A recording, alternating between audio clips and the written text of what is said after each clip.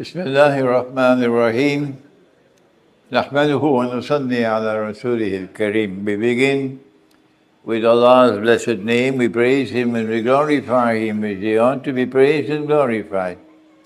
And we pray for peace and for blessings on all His noble messengers, including the last of them all, the blessed Prophet Muhammad sallallahu ta'ala alayhi wa sallam. As we greet you on the 26th day of the month of Jumadi al-Akhirah here from Putrajaya in Malaysia with Assalamu alaikum wa rahmatullahi wa barakatuh. And our topic is entitled An Islamic Eschatological Explanation of Israel's Master Plan. And I want to begin by reminding you that by Allah's kindness and grace, I was able to write Jerusalem in the Quran some 20-something years ago. And in that book, we did explain Israel's master plan. And we turn to a verse of the Quran in which Allah subhanahu wa ta'ala spoke with language which has to be interpreted.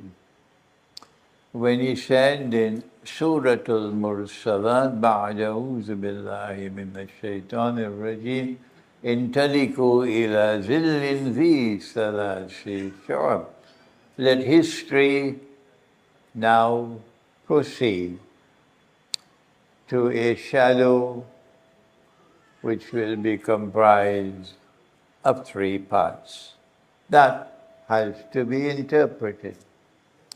And we offered an interpretation 25 years ago that the Quran is referring to a messianic interpretation of history.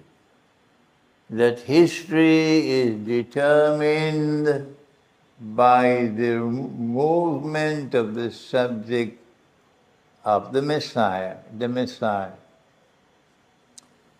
And that because Allah sent the Messiah and they rejected Him, and then they boasted of how they had crucified Him.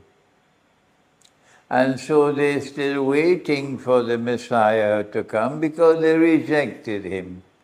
And I'm referring to a people the Quran refers to as Jews.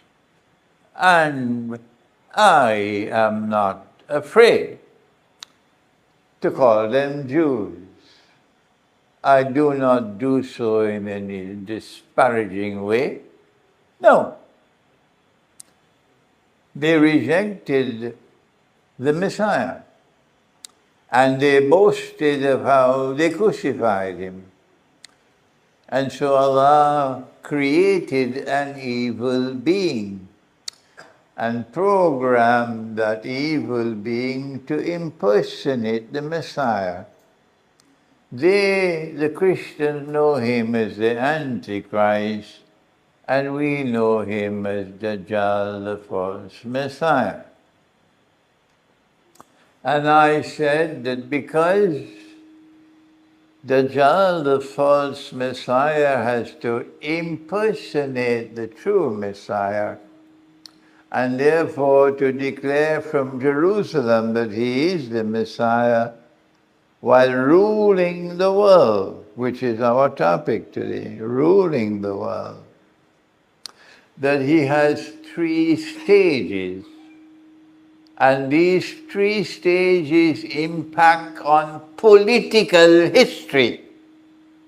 And these 3 stages impact on economic history. And these 3 stages impact on monetary history. So scholars of Islam, you got homework to do. And I said that in political history, the first stage witnessed the emergence of Pax Britannica. That Pax Britannica is the first stage of the Antichrist in his effort to rule the world from Jerusalem. If you have another explanation for Pax Britannica, I'd love to hear it, because I am a student of international affairs. And I said that the second stage was Pax Americana. And we will see with Pax Americana the same mysterious obsession with the Holy Land and with Israel. And we said that there will be a third and last stage of the three stages. And 25 years ago, we said the last of the three stages will be a Pax Judaica, when the state of Israel will attempt to replace the United States of America as the third and last ruling state in the world.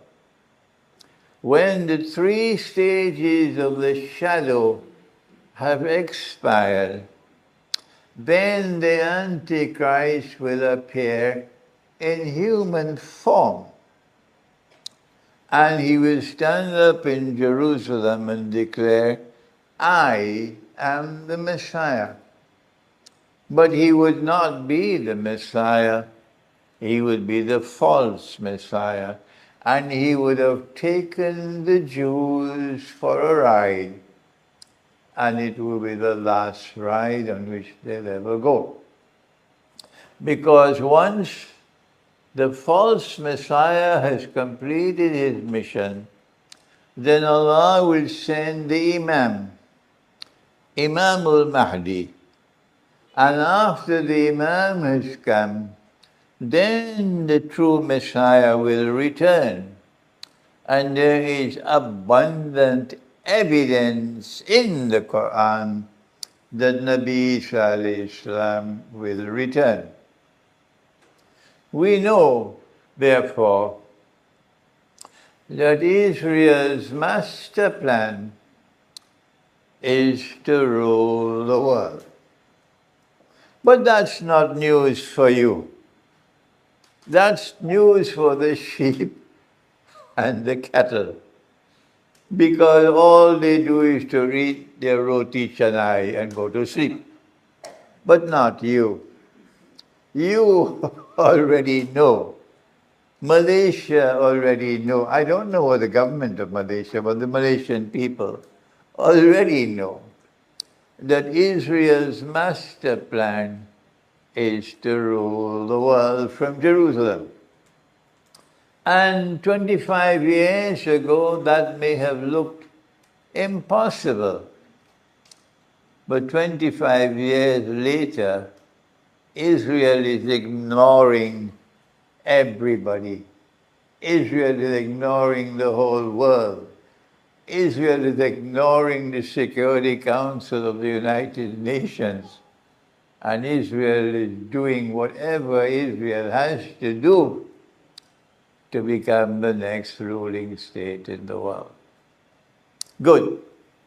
The next stage is, if Israel is to become the ruling state in the world, what is the definition of a ruling state? Like Britain and the United States of America. Answer. A ruling state is not a state which controls every inch of downtown Chicago or Johor Bahru. A ruling state is a state which cannot be threatened or rivaled by any other state or any combination of other states. That's a ruling state. So in order for Israel to become a ruling state, the first stage is that Israel has to take control of her immediate environment. I call it the strategic environment. So there must be no government, no state in this environment in which Israel is located, which is resisting Israel. Any state which resists Israel must be destroyed, so that all those who remain around Israel will be in a state of submission to Israel.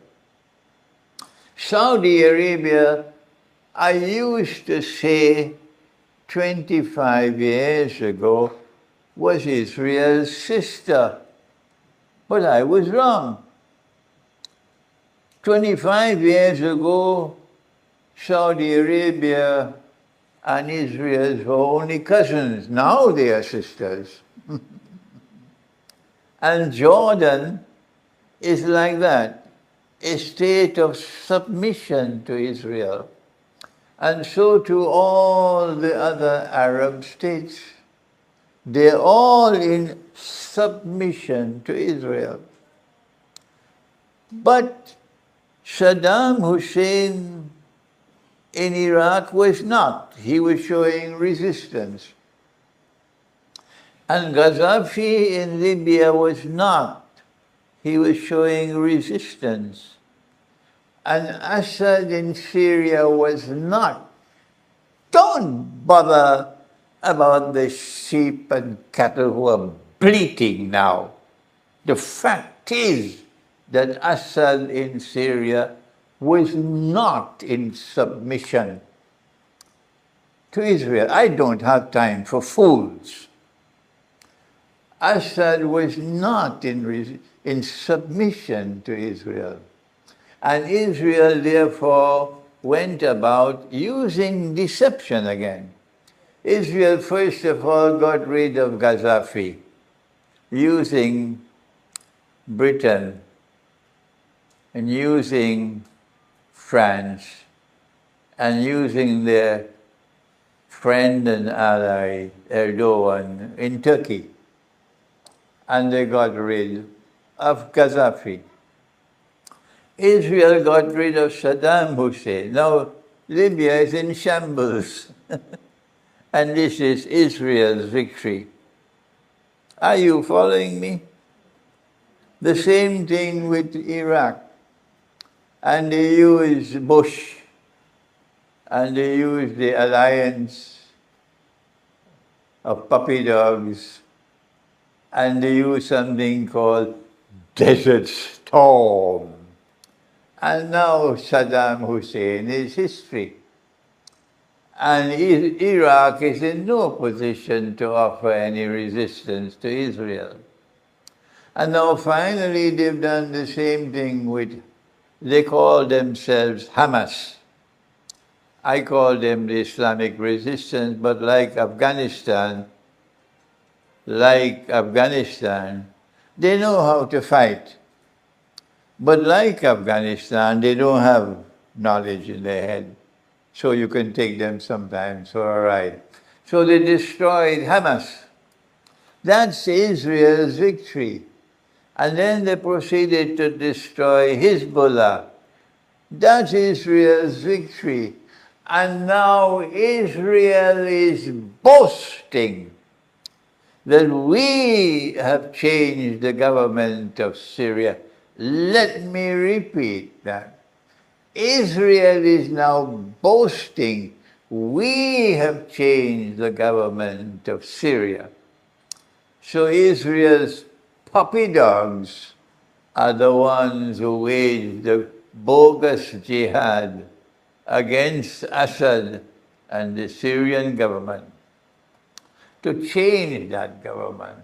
So they wage Israel's war for Israel, the way Pakistan used to wage America's war for America.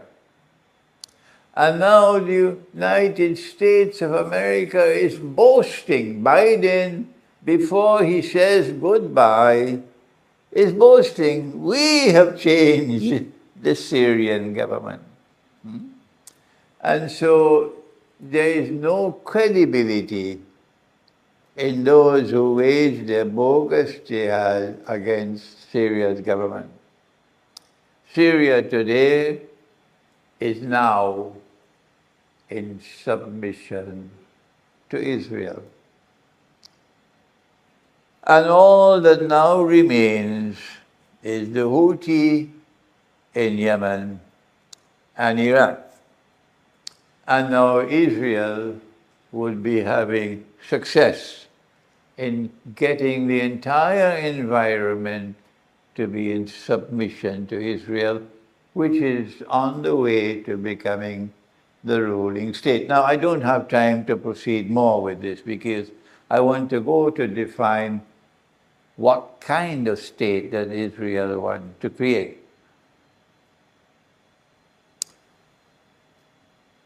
It will be a state like unto the holy state of Israel created by Solomon, Nabi Sulaiman alayhi salam, and David, Nabi Dawood alayhi salam, otherwise known as a holy state.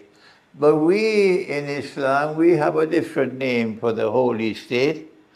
We call it the Khilafah state. So Israel wants to establish a Khilafah state, meaning a holy state. That's what they did in Constantinople. The Christians created a holy Byzantine empire. So what is a holy state? Or what is a Khilafah state? That is the question. And the Jew will answer that a holy state is a replica of the state created by David and Solomon, Nabi Dawood and Nabi Sulaiman, holy Israel. And holy Israel was not a secular state. So Israel's master plan is not only to rule the world, but more than that, to establish a ruling state which will be not a secular state, but a holy state. And therefore Israel will have a king. Israel will have a ruler who will be a king. What kind of state would it be? It will be a state in which the Torah,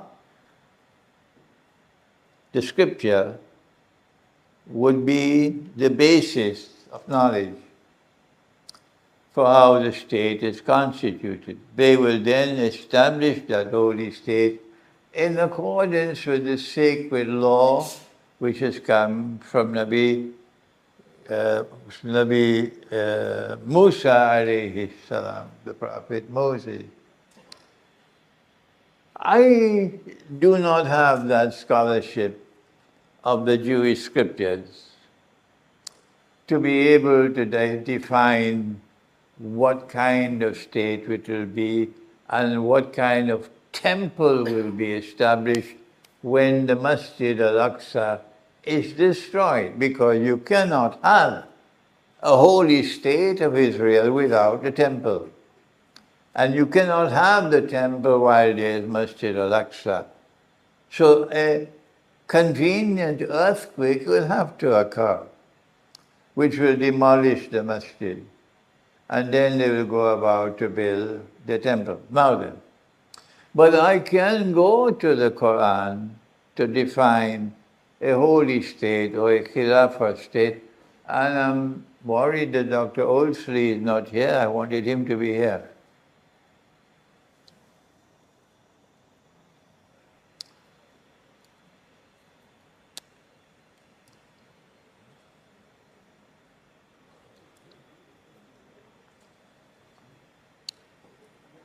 The way to define a holy state, to explain Israel's master plan, is to go to the Quran and to that part when Allah spoke to the angels and said, I'm going to place on earth one who will be my Khalifa, meaning one who will rule in my name. One who will be a Khalifa, so therefore one who will rule in my name. Britain and the Western world used to have this. They call it the divine rights of kings, that kings rule on God's behalf. This was political theory in Christendom. So the angels then said, are you going to place on earth one who is going to shed blood and create fitna? Then Allah created Adam alayhi salam. And He sent him on earth with mankind to live on earth. So when will someone rule on earth on Allah's behalf? That's the question. Mankind is now on earth. When will a ruling state emerge? We have no evidence of such an event until the time of David, Nabi Dawood alayhi salam. For the first time in human history, a holy state is now established in Jerusalem. And the pivotally important verse of the Quran is located, I believe, in Surah As-Sad, where Allah speaks to David, Nabi Dawood alayhi salam.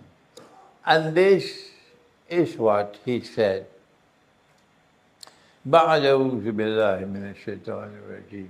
Ya Dawood, O David, إنا جعلناك خليفة في الأرض. We hereby appoint you to rule on earth in our name. So he is Khalifa. And now a Khilafah state is established, or a ruling state. I am explaining this for the benefit of the President of Russia, so that these words might reach him, because no one taught the Quran to them.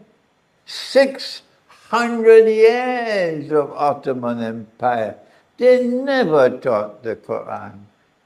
We are teaching the Quran now to the Russian people, and they are listening respectfully to it.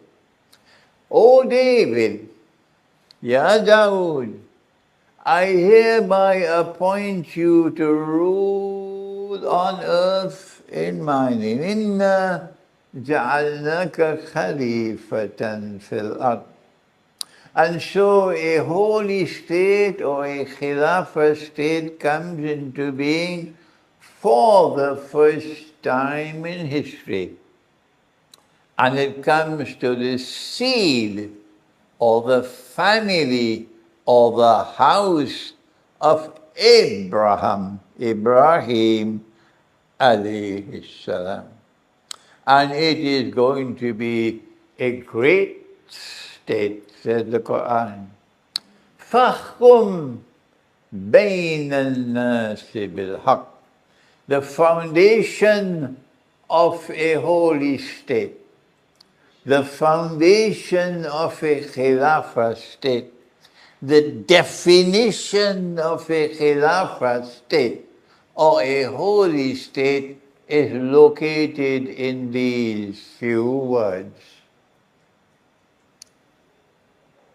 that rule and law and governance in this state must be based on truth, al-haq. That is the holy state. Truth is not something secular, not something which changes with every passing cloud. Truth is something which is absolute and universal. And truth is the word of the one God. And truth came down with every revelation. And truth came down for the last time in the Quran, absolute truth. So, when they argued, as they did, and Olsley knows this subject better than me, they argued when they created modern Western civilization, and they controlled the world, and they brought a new political system to mankind, that we have to change the definition of a state. And a state can no longer be a holy state. Religion and politics must be separated from each other forever and forever. And now, truth has nothing to do with politics. Scripture has nothing to do with politics. And that is why Imran cannot lecture in any masjid. They shut the doors of the masjid on me, but that's another subject. You now need a constitution. And if you don't have a constitution, you are not a state. And a constitution doesn't come from God. The people are now in charge, and God is no longer in charge. I was so happy yesterday when Vladimir Putin, the president of Russia, said, like he never spoke before, but yesterday he said it.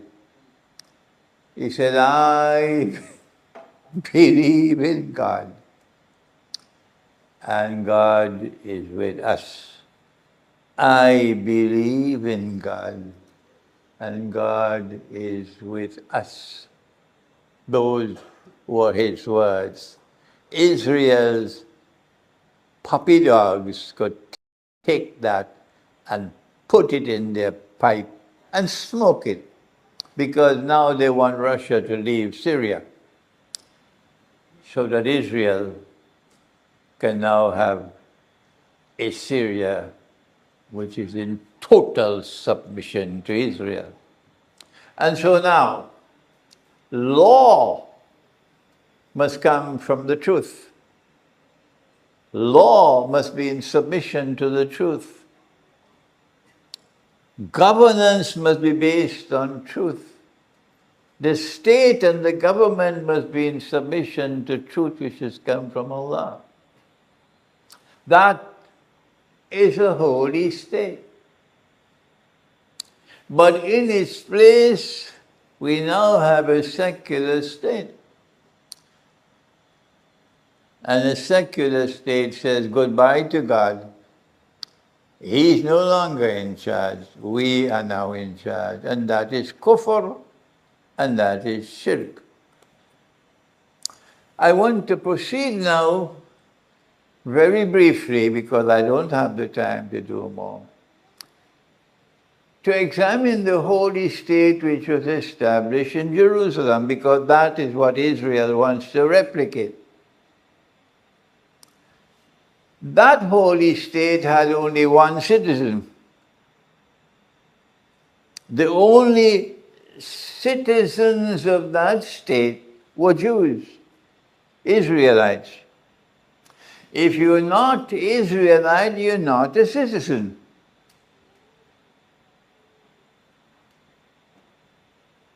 So when Israel takes over the ruling state in the world once again will be divided into those who are Jews and those who are not. People will no longer be identified by their nationality, that we are British and American and so on. No, you are Gentile and we are Jews. That is the profile of the state coming. Number two, the holy state had no defined frontiers. No. The holy state could extend its frontiers as much as it wants. And so that is the state that is coming. And Israel, which should have no defined boundaries and frontiers. An Israel which can expand as much as it wants to expand. And the Torah says that holy Israel extends from the river of Egypt to the river Euphrates. And so Israel has to first ensure that this entire territory from the river of Egypt to the river Euphrates, which includes Egypt, and includes Iraq and all the Gulf states and Saudi Arabia and Syria, are all in submission to Israel. That's the master plan. And the holy state of Israel, of David and Solomon, used gold and silver as money. And so Israel tomorrow, when it establishes itself as a ruling state, will bring a monetary system to the world in which gold and silver will once again be legal tender. And then the ulama of Islam will stop eating their roti and chai.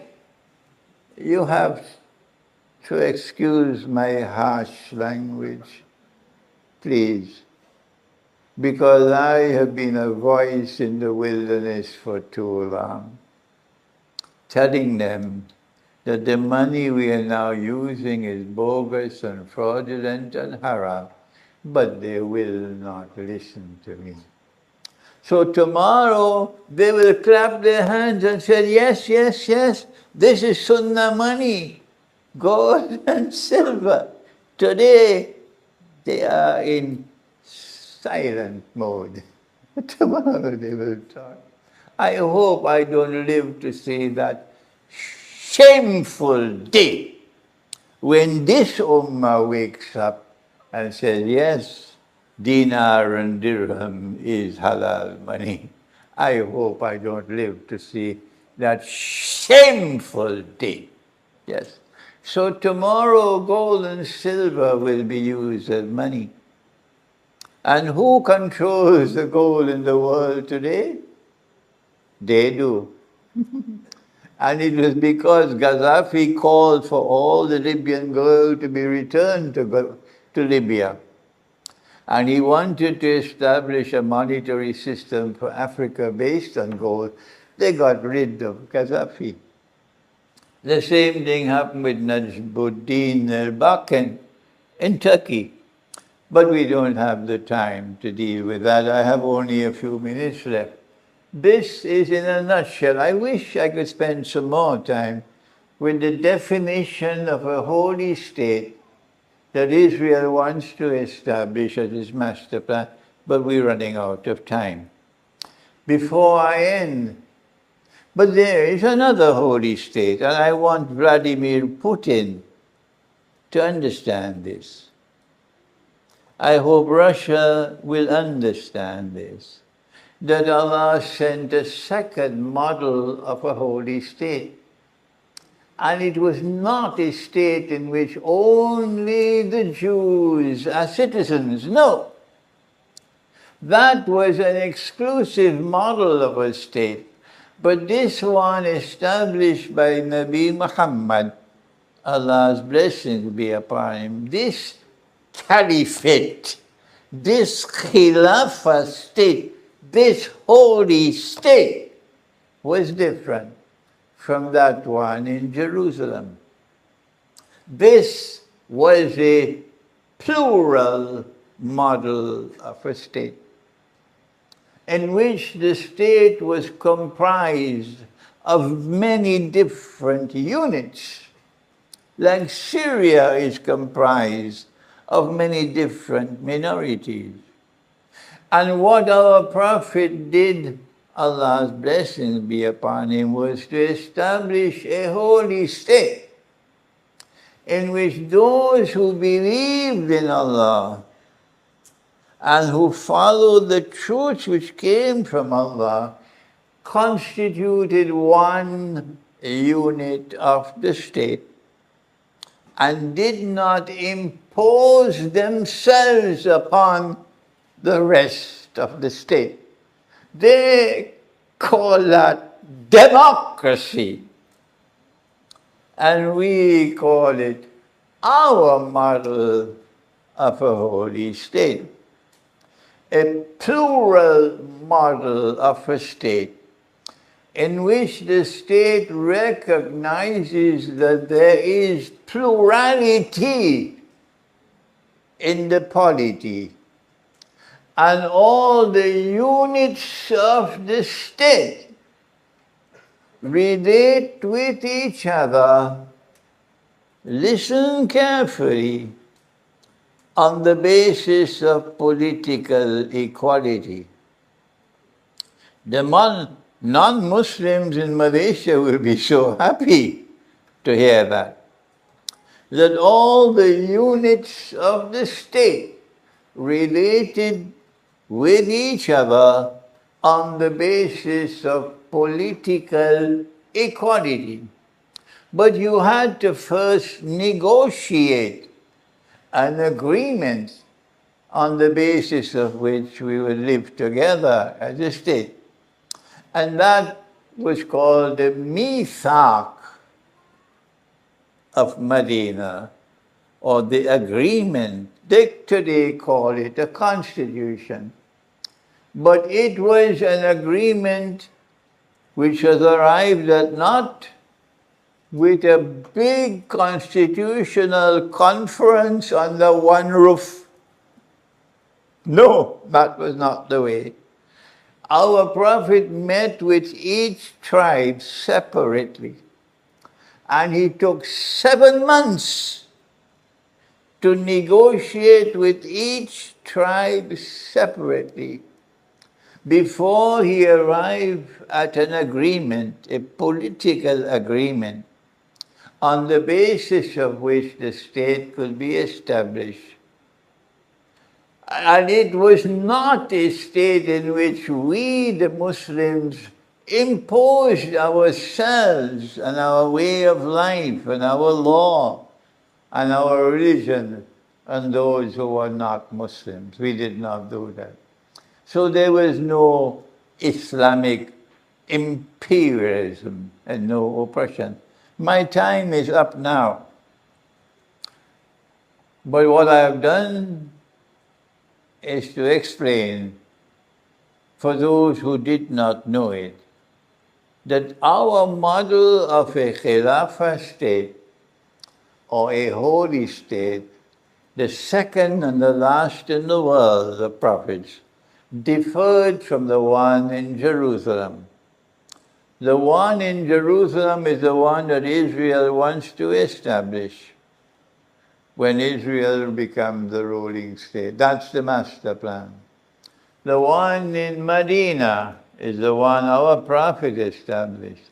And when Nabi Isa alayhi salam, when Jesus returns, and when he establishes the holy state in Jerusalem, and Imam al-Mahdi establishes the holy state in Medina, in Mecca, these holy states will now be based on the second model of a plural state in a plural polity. Thank you. Wassalamu alaikum wa rahmatullahi wa barakatuh.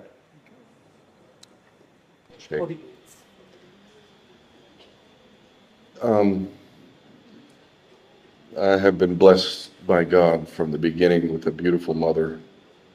And my father, he was abused badly as a child, put into an orphanage at 4 years old, and abused in every way that you can imagine. I did not know this until a few years ago. But the damage was done. My father did not have the ability to love his only son, me. But my mother made up for that.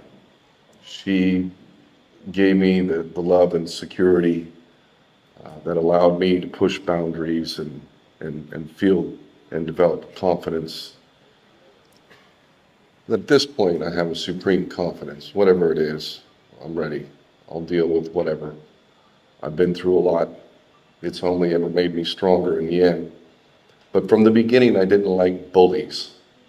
I don't like bullies at all. And I'm the guy who was happy to have a nice little exchange with a bully. Let's go ahead and use these and figure out who's going to continue being a bully and who's going to learn not to be a bully. And I'm the guy that also stood up for the kids that were being bullied and said, you know, why don't you pick on somebody your own size? Why don't you pick on me? And I'm Irish, so the fighting spirit is in us. We've been through a lot. That's a genocide that's lost in the history for most. 800 years of the British trying to exterminate us, wanting to steal our island. We have Algerian genocide. We don't really hear about the French, what they did there.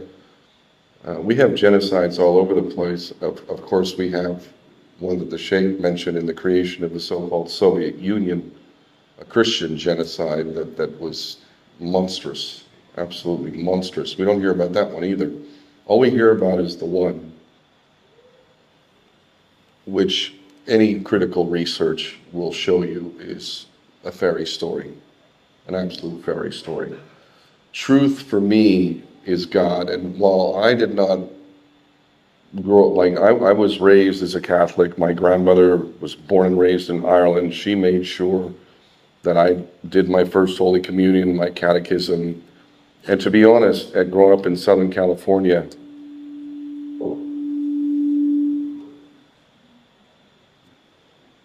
the last thing I wanted to do was go pray in a church and all of that. It really was not something that I gravitated to at all. And in fact, later on, I started looking at the hypocrisy of the church.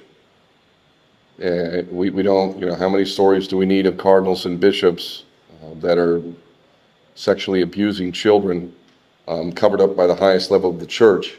Never mind what they've done to the Irish. Countless children have been violated. So I was blessed in that I did not reject God. I rejected the church. And this was an important distinction. A lot of people in the West, where I've just come from, they've adopted the perspective, oh, it's hocus pocus, you know, or oh, that's so old school. They really see no value, and we see the direct correlation between a lack of spirituality and a lack of morality. It's Babylon, as the Sheikh said. I've got my kids and their mother in Babylon, and it was kind of hard to leave them, but I have to leave. I'm paying for genocide over there when I buy a coffee or whatever. This country, I'm not paying for genocide anymore, and that's important to me.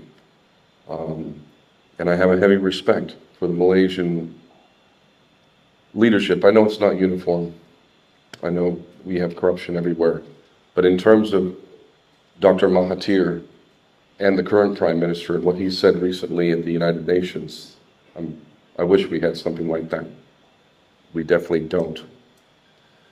But it was truth that I revered, because when I was in the Marine Corps, I signed up as a U.S. Marine at 19 years old, and I became a machine gunner.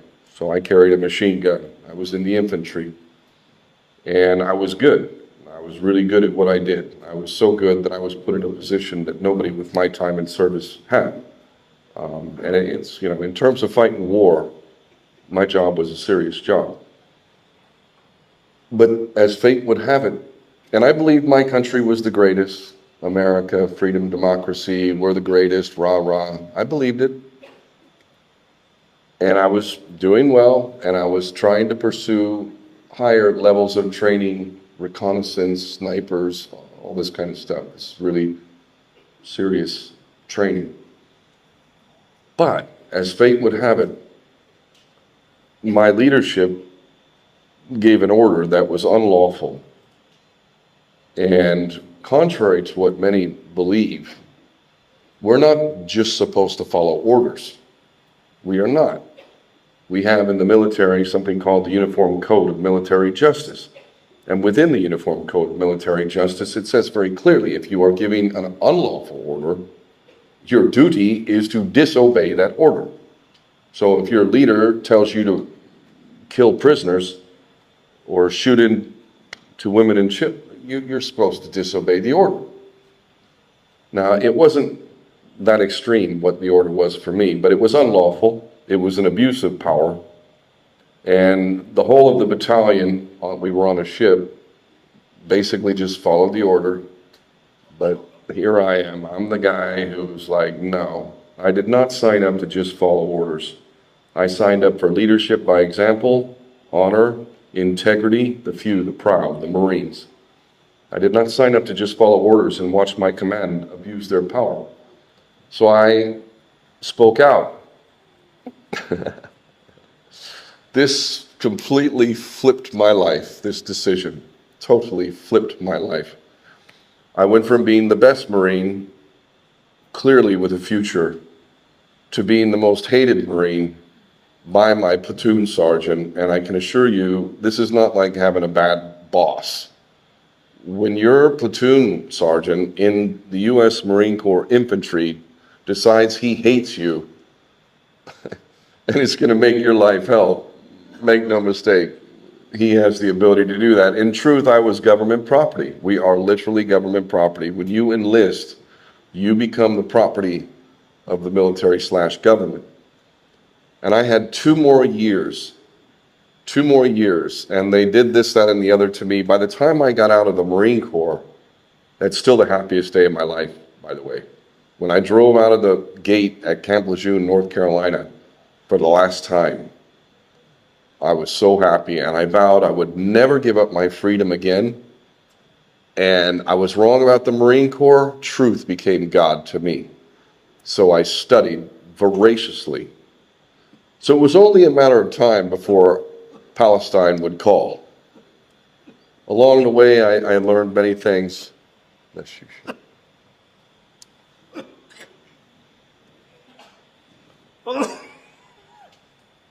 Along the way, I learned a lot of things. But eventually, Palestine called, and this was 21 years ago. My understanding of Palestine was certainly not what it is today. In fact, it was very minimal. But I learned enough to know. I have lived in Hawaii many years. There's genocide being committed in Hawaii.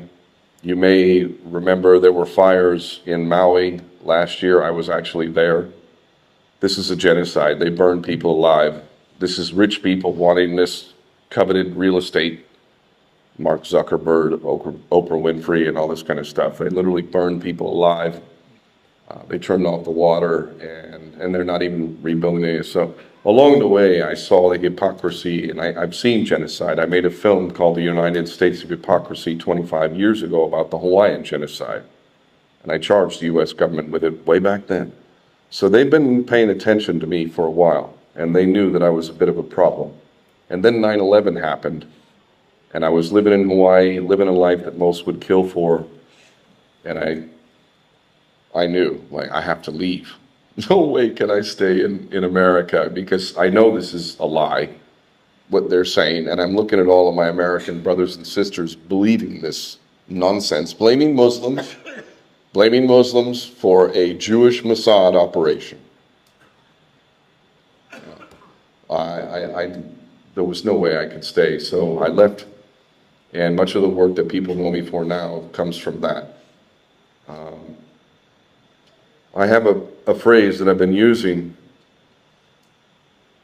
and it seems counterintuitive, seems horrendous even to say, but it's true. The positive side of genocide.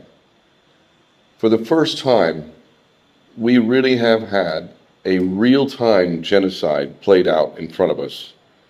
This is the first time that we've literally had access to social media and all the phones and the videos and all the things that we've seen. So those who wish to know the truth, you can find it. It's there. But the sheep and the cattle, as the Sheikh referred to it, oh, don't talk politics. They choose willful ignorance. God bless them. Good luck with that when you go meet your maker. So we've seen this genocide. Now, what's interesting about this is that it brings up a lot of bigger issues. How is it possible that this little state, this so-called Jewish state, wields uniform influence and power over all of our Western governments? Which one isn't? You'll find a few in Eastern Europe and whatnot that have some semblance of honor and whatnot, but pretty much the entirety of Western so-called society is lockstep in line, excusing. In fact, the current Prime Minister of the United Kingdom, Keir Starmer, boy, he's a piece of work. That guy literally said on record that when he was asked, does Israel have the right to shut off water, food, electricity, he replied by saying Israel has a right to defend itself, which is just another way of saying, yeah, they can treat the people they call animals like animals and cut them off. And yeah, my job as the Prime Minister, the head of state of the United Kingdom, is to verify Israel's right to do this. But it's not just the United Kingdom, is it? It's all of the Western powers, including my birth nation, most of all, supplying the 2,000-pound bombs. These are brutal truths that those of us who seek the truth have now been able to see real time.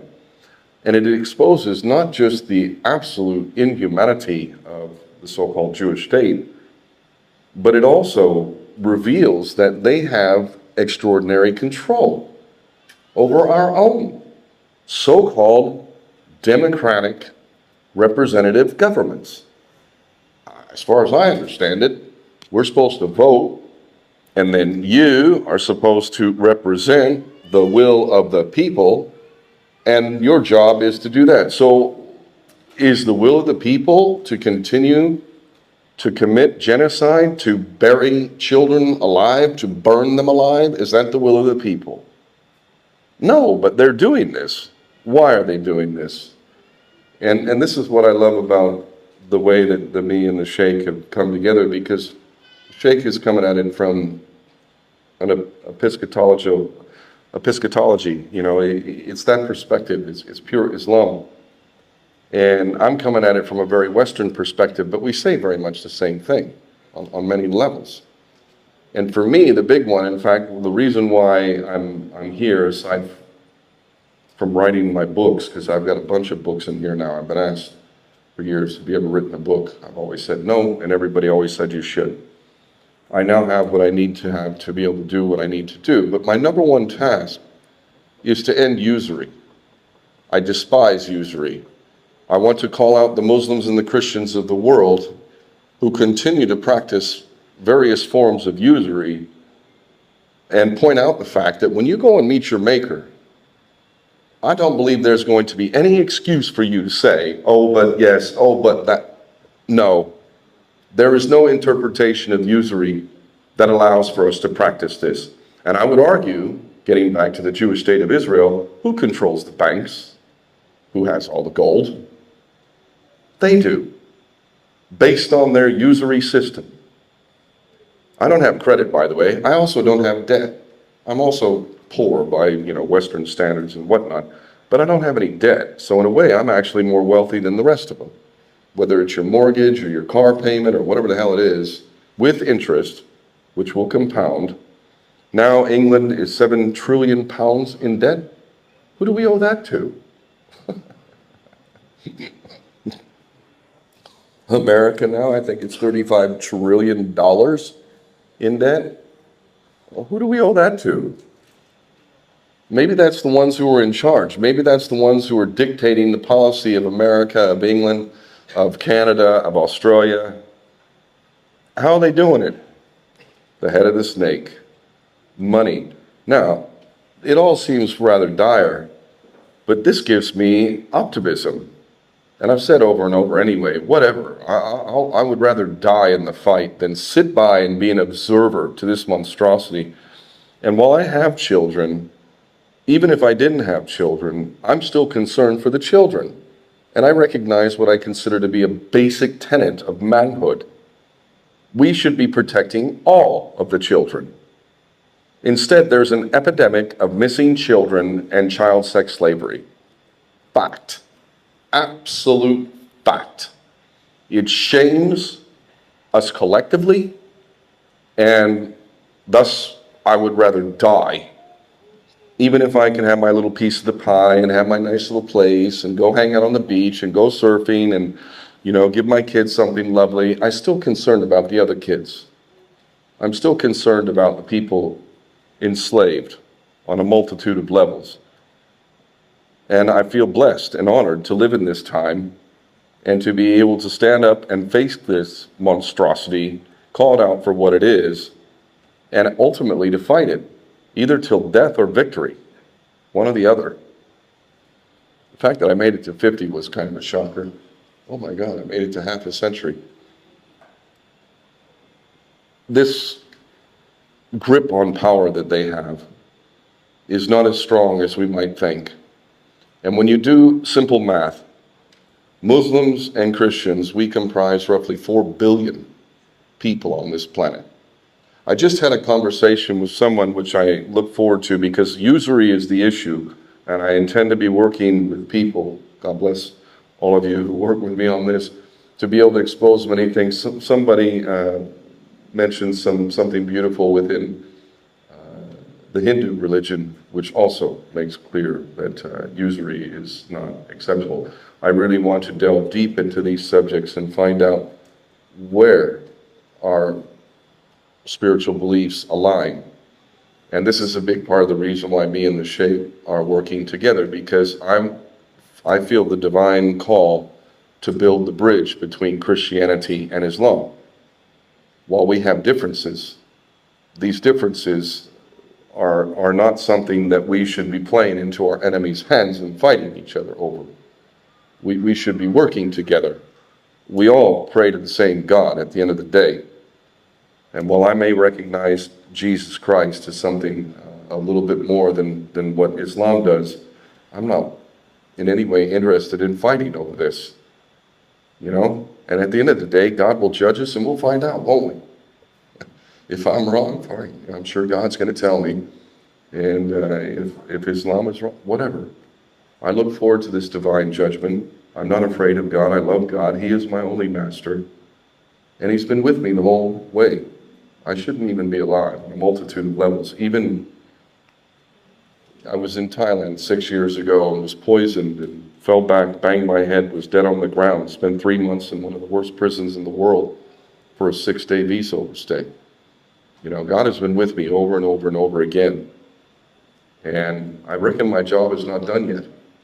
So really, I want to work with those of you who are serious about affecting and creating a better world.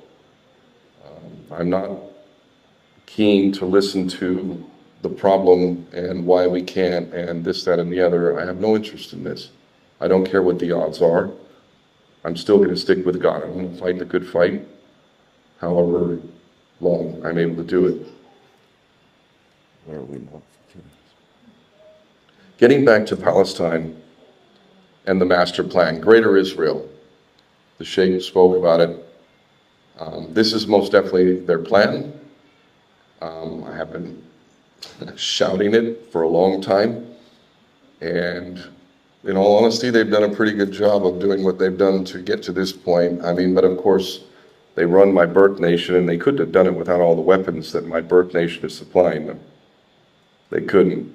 I look at my American brothers and sisters, and while many of them have woken up, I don't know if you may have seen, but before this genocide that has been real-time broadcast to the world, nobody really cared about Palestine, and it wouldn't be a topic of conversation.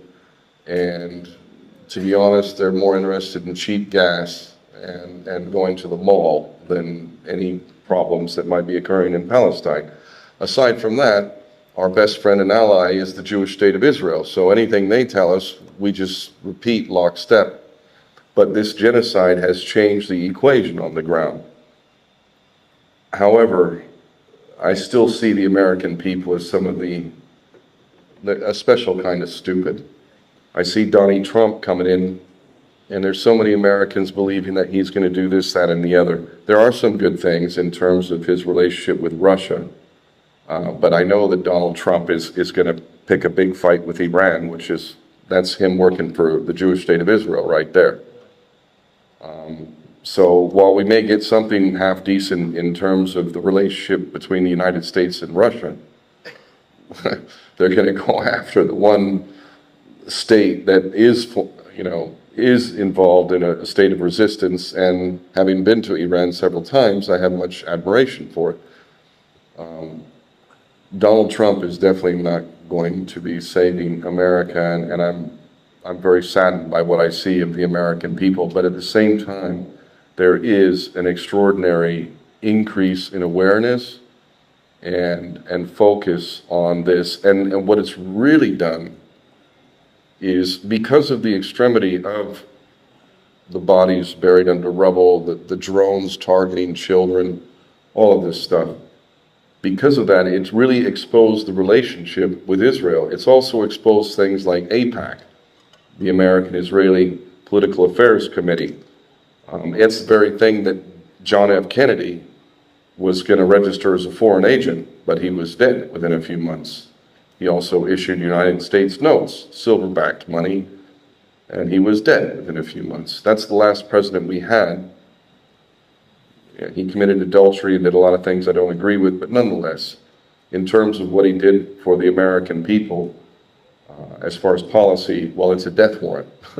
Everybody who touches the money at that level ends up dead. Virtually all of them.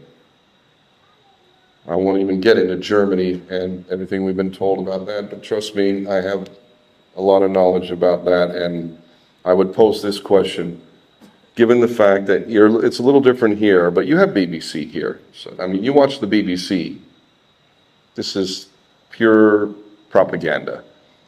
So these narratives that were given by the BBC and Western media, it's really presented a problem now because of the duality, the hypocrisy, the inconsistency, how you say this, but we're looking at this over here. And that is the positive side of genocide. It really has become quite impossible to deny the fact that our governments, not this government, but our Western governments, are lockstep in line with the Jewish state of Israel. And instead of having representation that would respect the will of the people and protect the resources of the United Kingdom or America or Canada, to protect that wealth for the people, we are doing everything we can to facilitate this god-awful, nasty plan, which, getting back to what the Sheikh is saying, to me, this is a satanic agenda, and there's a lot of things being revealed in that too. Hollywood, as an example. For those that have any interest in it, there are so many things happening in Hollywood, which has been the main method of mind control. It was Hollywood who perpetuated the idea that America is the good guy. We haven't been the good guy. We weren't the good guy in World War II. We weren't. We were not. Hiroshima and Nagasaki, was that good? Firebombing of Dresden, whatever. But they, Hollywood, told us that we were, and they repeated that lie over and over. They also repeat the Holocaust narrative over and over, But we don't hear about these other genocides, do we? Hollywood is falling apart now. This is one of the main methods of mind control, which is now falling apart. We see exposure of this in the media and also in the music industry. The only way that any of this makes sense is getting back to what the Sheikh said, a holy state. But I would argue this holy state is a satanic state, and the temple they intend to build is one where they will do human and animal sacrifice again, and exactly why God cast them out in the first place. This is where we're going, but my question has always been, are they going to bring the whole world down with us? Because Germany, which is Western Israel, like my country, America, that's Western Israel. Germany is definitely Western Israel. They've gifted Israel with Dolphin-class submarines that can deliver the nuclear weapons to any target around the world. But I don't underestimate God's ability to take that when they launch, if they launch, and say, no, God could take it out of the sky.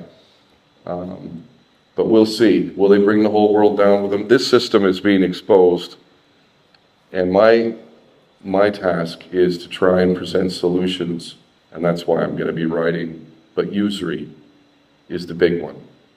That's the big one. And it's something that none of us can disagree with if we truly are godly people. Because there is no room to agree with usury, and we should be rejecting it everywhere. Everywhere. So I believe that I have spoken enough on this, and I appreciate very much all of you. I hope to be a good guest in your country, and I wish to learn your culture and show my respect and perhaps speak about it, and but do so as a guest. This is not my country. This is your country. Thank you. God bless you all. Thank you, Mr. Kevin, for your inspiring speech. And the fact is that he has experienced, he has the journey here. Yes. And also, I'm not sure how many of you are following the Irish and American track. I'm not sure how many of you follow this but I will start with a question before Mr. David. That America and morality has got they are auxiliary. Do you agree with that? America and morality. Yes. Auxiliary. Do you agree? American morality, what's... Auxiliary. Yeah. I mean, there is morality, there is. And some places more than others, you kind of have to get out of the cities and whatnot. Yeah, but the way the American military has conducted itself in Afghanistan, in Iraq, and a lot of innocent lives have been slaughtered with no regret. No regret. No, karma is a principle. Karma, like what comes around goes around. I'm a firm believer in this. I've experienced it in my life. The debt that America owes is so gargantuan. I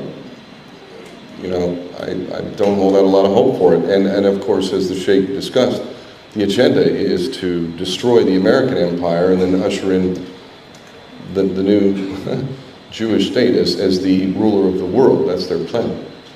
And what surprises you is the Jewish control over the entire Western leadership. And this is amazing. They are doing things against their own conscience, doing very well. And it's alarming that people can stoop that low to follow the dictates of an unjust system. And this is very, very unfortunate, because that's tarnished the entire Western civilization, which I feel that it is not suitable for us. Absolutely, and I do have a question here, which sort of ties into that. Do you agree that Israel have total control of the world economy? Not absolute, but, you know, definitely they have disproportionate. That's another one. There's another interesting fact. The Jewish people are 0.2% of the human population. Talk about disproportionate amount of control. Whoa, you know, 0.2%? You got to give them credit, I have to say. I mean, you know, however they're doing it, how is it possible that they can get all the rest of us to somehow submit to their system wittingly or unwittingly? It's pretty amazing. They do have nearly, there are obviously, we have BRICS and we have potentially competing things. The jury's still out on that for me to a certain degree. But in terms of trade and commerce and banking and finance, they have a massively disproportionate amount of control for sure. I would argue, if you want to learn about something, and it's going to be the basis of the books that I'm going to write, there's a book called A History of Central Banking and the Enslavement of Mankind. And it is a book that will show, and I've discussed this with some here already, the direct correlation between nations that do not have usury, where, like in Europe, literally, like in England, the Jews were not allowed to come in, period, because they were known to use, to conduct usury, and there was a policy. No way. But it took a corrupt king getting cozy with the usurers, and we see this. If you look at history, England, to what it is today, is not what it's always been. It actually used to be quite a noble country with a lot of amazing things, including Magna Carta, the Bill of Rights, and literally common law. These are beautiful things, really. I mean, absolutely fantastic. But we see a direct correlation between usury, when the usurers get their bloody mitts on the government, we see a direct correlation to war and poverty. Literally. It's a direct correlation. I look forward to developing that in a way that is so compelling that it will prove that this one thing, just this one thing, and by the way, those of us whose religion doesn't allow this one thing, we outnumber them by a massive number. A massive number. And that doesn't even count our allies in the Hindu religion or other religions who also recognize usury as not acceptable. So in that sense, why wouldn't we be hugely optimistic if we only get on the same page, which this is not a complex issue? And how many surahs and how many Bible verses and how many experiences, how many truths do we need to support our argument? We've got more than enough. More than enough. So, A History of Central Banking and the Enslavement of Mankind, I highly recommend that book. I'd like to get that book printed out here. They try and hide these books. They don't want you to know this stuff. They want you to think that the world has always been this way, and it's not true. We've had golden ages. We've had Atlantis. We've had periods that were amazing. In fact, in England, the average work week was 14 hours a week. That's how they built these magnificent buildings and infrastructure and whatnot. Because people who are industrious and who have a healthy demeanor, if you're not working, you're not sitting there on the couch and watching telly, you want to do something more. You want to be a contributor to something that goes beyond, a legacy, to leave a legacy to your kids and the future generations. This is what we could have again, if only we know the truth. I think, any other questions you have? I think we have got two questions that are already. Okay, I have a question, and here's a question in my camp. Yes, brother, the last one. Yes. Please introduce yourself.